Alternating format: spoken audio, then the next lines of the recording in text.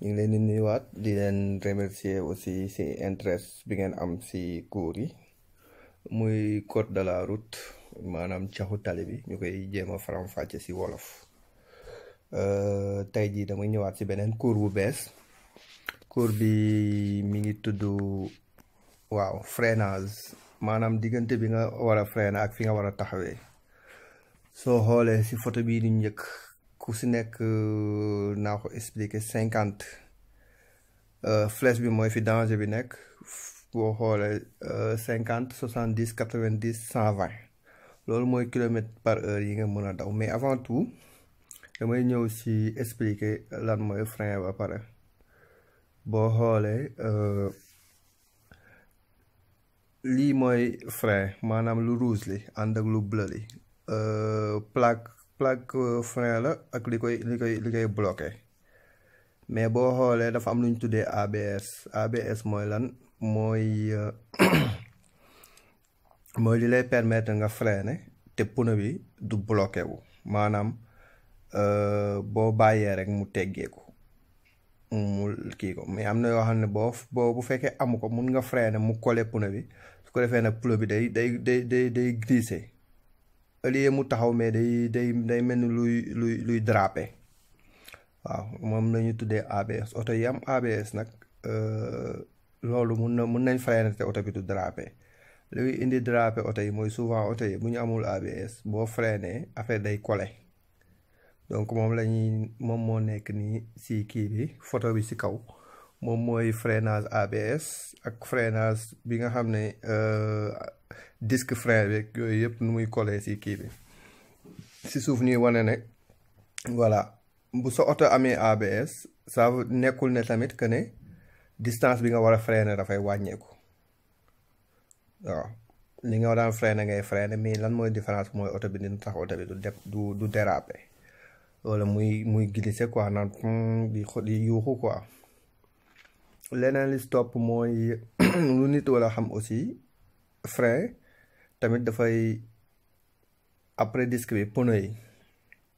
parce que lépp mi ngi aju si biir pneu yi. léegi nit ki war na mën a xam ne pneu bu baax moom la ñuy def bind fii nii. pneu bu baax xóotaayam mi ngi mat 1,6 millimètre. rayures yi ngay gis nii si biir pneu bi, mais am na lu koy mesurer, am na benn affaire boo xam ne day nekk si biir pneu yi. loolu su pneu bi jeexee ba tolloog loolu rek pneu boobu baaxutut. léegi nag pneu bu baax tamit day tax aussi boo freiner freinage bi baax. pneu bu baax tamit day tax tamit distance bi ngay freiner mu normal. pneu bu baax tamit dafay permettre buy taw ak bu kii bi tali bi woowee ak bu tali bi kii seddi distance bi normal. maanaam yooyu yëpp day nekk ay loo xam ne nii oto da ko war a remplir, ay normes la yu oto war a remplir. su ma ñëwee nii si distance su freinage bi, exemple si photo bii nga xam ne nii boo xoolee ni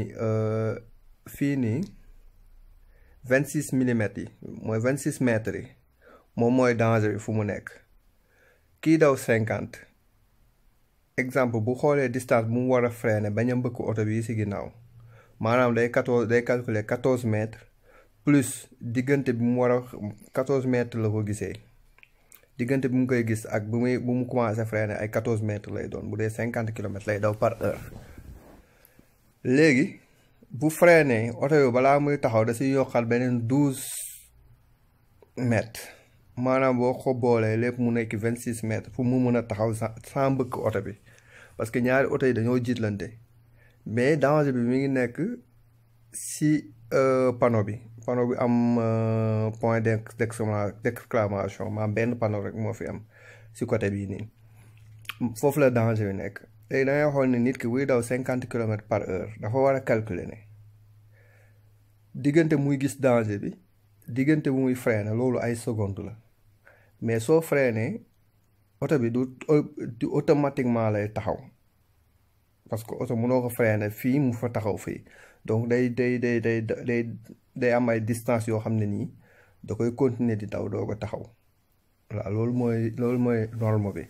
léegi moo tax fii dañuy expliquer nag ne booy daw 50 kilomètres par heure distance bi nga mun a freiner bay taxaw mi ngi toll si 26 mètres mais nag loolu tamit day changer nekkul ne 26 mètres juste lay doon disons dañuy wax ne disons plus ou moins maanaam diggante 10 ba 26 mètres maanaam ba 30 mètres diggante boobu plus ou moins la booy daw 50 kilomètres par heure booy daw 70 kilomètres par heure la même chose ngay def diggante bi ngay gis action bi ak bi ngay filaale xamal ne rey nga 20 mètres léegi bi nga war a taxawee dëgg frein ba war a taxaw beneen 24 mètres a ngi si léegi boo xoolee day toll si 44 mètres plus ou moins waaw chaque jour plus ou moins ngay def maanaam mun na dépasser 44 mètres yi mun na ko bañ a mat ça dépend sa qualité oto bu ko matul aussi mun na ko mat aussi ça dépend si tali bi ngay daw parce que tamit lii nii ñu calculer nii dañ ko calculer si tali bi nga xam ne ni dafa wow maanaam bu fekkee tali bi dafa tooy muy taw xamal ne boo jàppoon 26 mètres jàppal 40 ndax bu tali bi tawee si lay gën a naqaree freiner parce que oto bi du taxaw bu fekkee tali bi dafa wow nag ba léegi distance bi mun nga ko régler bu fekkee 90 mètres ngay daw nga calculer ne diggante bi ngay gis danger maanaam oto bi nekk sa kanam heure bu mu freiner yow ba sa xel jàpp ne da nga war a freiner loolu rek da ngay rey benn 25 mètres boo si boolee nag diggante bi nga war a taxaw fi nga freiner bi nga war a taxaw muy 39 mètres boo ko boolee yëpp mu nekk 64 mètres 120 mètres yi 120 kilomètres par heure noonu lay demee maanaam boo xoolee booy daw 90 kilomètres par heure calculer 64 jëm 70 75 diggante boobu plus ou moins maanaam lu ëpp wala lu ko mooy wala lu ko yées si loolu daal nga koy calculer bu fekkee 120 kilomètres ngay daw par heure tamit loolu yëpp calculer que ne diggante bi nga war a freiner ba war a taxaw di nga daw lu toll si 102 mètres maanaam lu ko ëpp wala lu ko yées te lépp mi ngi dépendre aussi si pneu yi nga yor mi ngi dépendre si oto bi nga yor mi ngi dépendre aussi si tali bi ngay dawal dafa tooy wala dafa wow donc yooyu yëpp maanaam lii nii lu tax ma sawar si di ko wax maanaam accident yu am yu bëri boo xoolee nit day jóge fële mbëkk lenn maanaam chauffeur yi bu ñuy dawal souvent du ñu calculer distance bu ñuy dawalee du ñuy dawal calculer vitesse bu ñuy dawalee du ñu xool seen tableau bord du ñu xam ñaata kilomètres nañuy daw par heure moo tax du ñu mën a calculer ki leen jiitu est-ce que may nañ ko espace ndax bu fekkee ki nga topp si ginnaaw da nga ko sës trop booy freiner moom buy freiner ngay freiner boo da ngay dal si kawam parce que amul distance moo tax nag booy daw 50 kilomètres par heure war nga may distance oto bi la jiitu ndax bu freiner nga mun ko teel a gis teel a def réaction pour mun a freiner sinon bu fekkee teeloo gis réaction wala distance bi nga ko may tuuti bu freiner rek nga freiner du nga koy mbëkk te nag kuy dawal oto mbëkk si ginnaaw avant tout xalaatal na yaa tooñ même bu doon waaj brusque la freiner ok mun nga ko layee mais nag mbëkk si ginnaaw moom tooñu si ëpp donc loolu mooy distance freinage bu mooy ñëwaatee si beneen photo fii nii bii naa si ñëwaat comme fii nii photo bii nii boo xoolee bu bleu bi graphique la oto bu commencé daw si 60 par kilomètre 70 80 90 100 110 120 kilomètres loolu mooy vitesse yi muy daw mais bu fekkee graphique bi bind bu bleu bi dessin bu bleu bi couleur bu bleu bi loolu lañ tuddee ne tali bi dafa tooy ñu tuddee ko natt bu dee bu rose bi la wala rouge wala rose moo lañ tuddee na tali bi dafa wow maanaam lii lu muy tekki kuy daw 60 kilomètres par heure boo ko commencé si suuf kuy daw si 60 kilomètres par heure boo ko commencé si suuf maanaam mi ngi freiné si 36 mètres bu dee waaw dama doon wax ne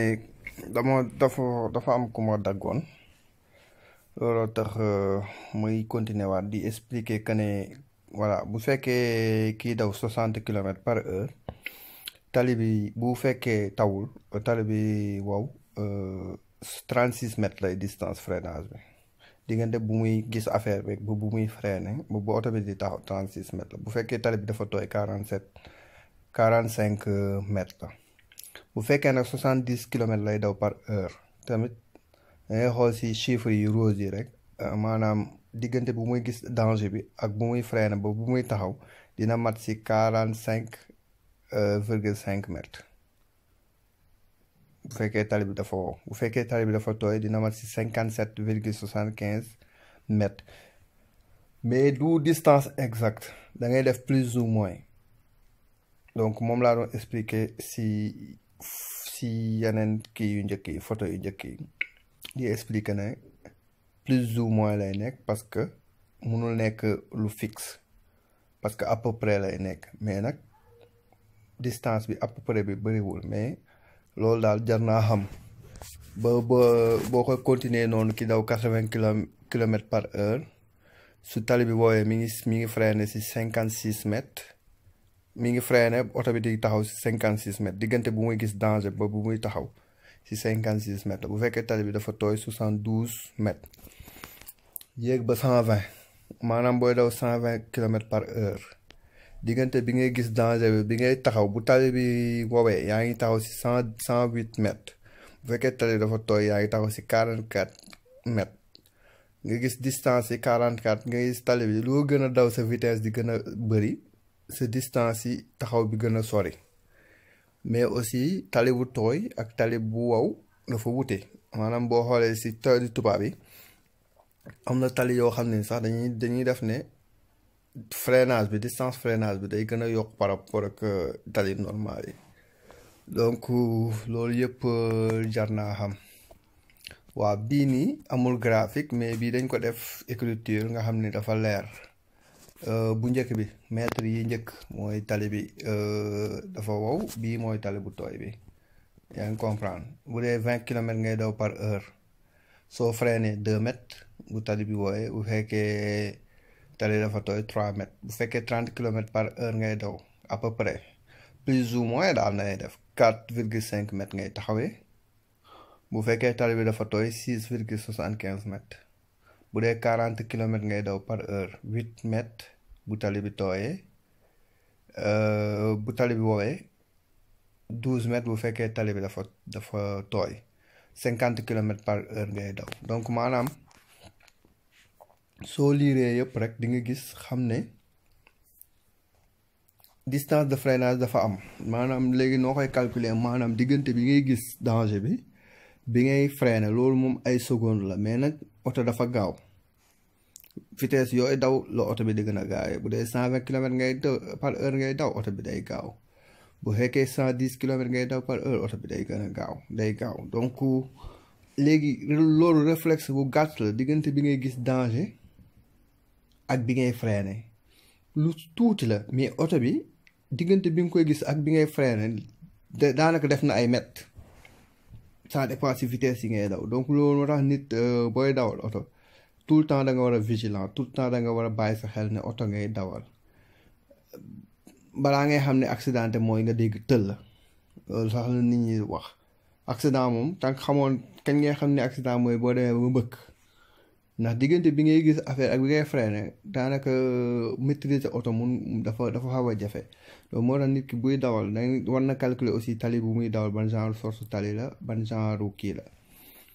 donc loolu moom dina baax donc boo xoolee tubaab yi moom lépp dañ ko calculer même bu dul ay résultats yu juste mais dinañ ko def à peu près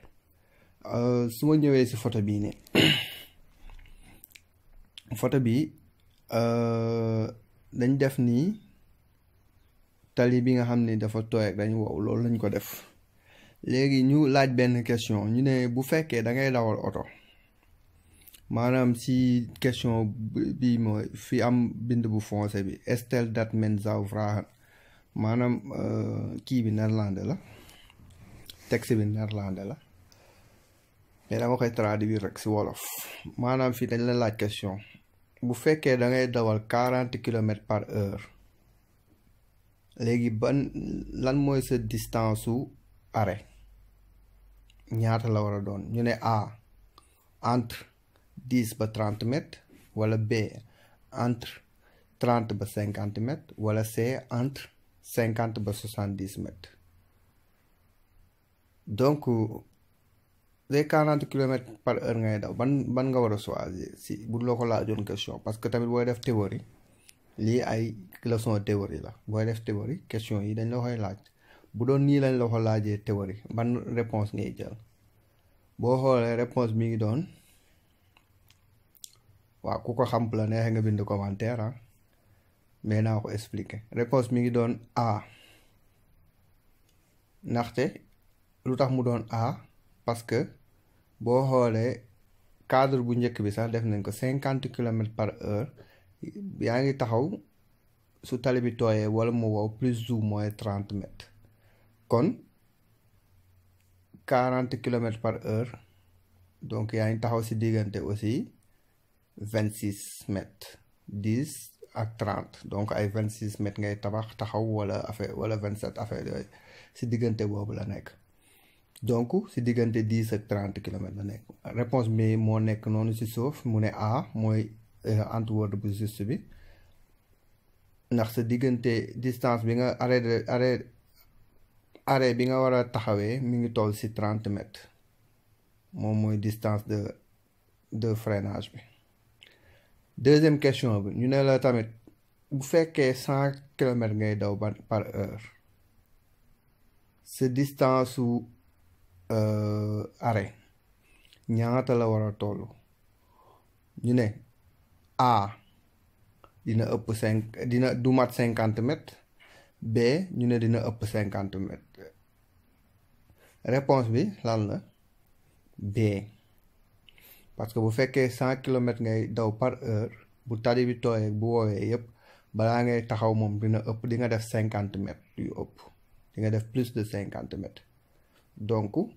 loolu rek day nekk ay aperçu maanaam nit lu mu mën a jàngat si kilomètres par heure yi, 100 kilomètres par heure, 50 kilomètres par heure boo koy daw, jàppal nga ne boo freiné diggante bi ngay freiné bi ngay taxaw di nga def nombre de mètres yi pour mën a taxaw. waaw léegi réponse moo nekk B. ñu ne bu fekkee 100 kilomètres ngay daw par heure,